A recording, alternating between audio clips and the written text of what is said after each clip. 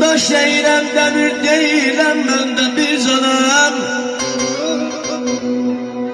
Koymayın esnaftan balalarım alışım yanım.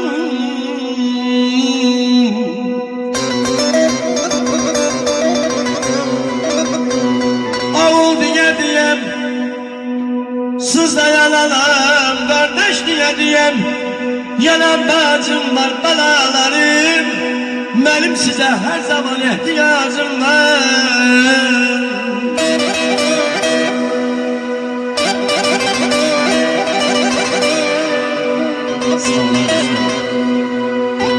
Dudağım gülüşlü gözünden yanmalar.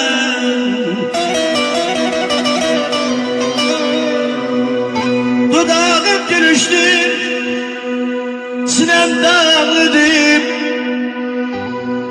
Gözüm kiryenle köl bağladı.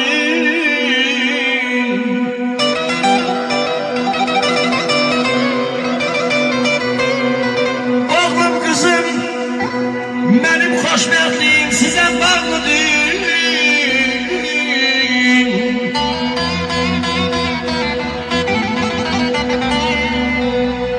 Oğlum kızım, benim xoşbəxtliğim size bağlıdır.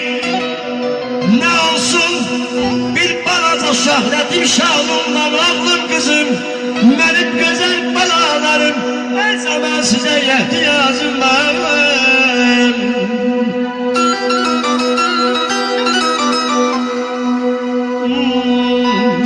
Sanlar işte.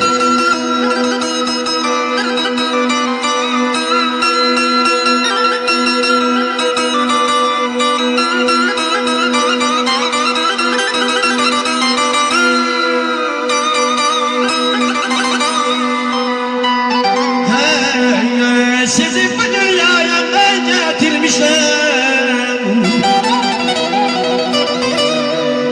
Arzuna ise ben getirmişim.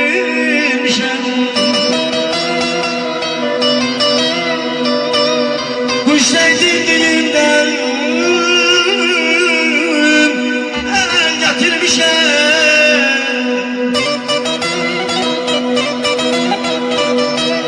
Kuş edindim benden getirmişim. Daha ne terlerim, ne itirazım var.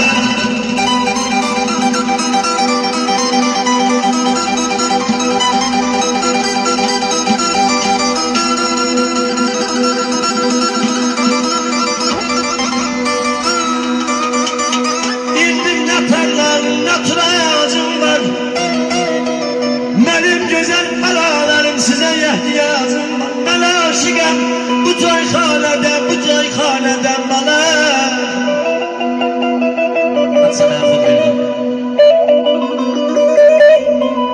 Gelin zevk alalım ay dostlar bu çayhaneden.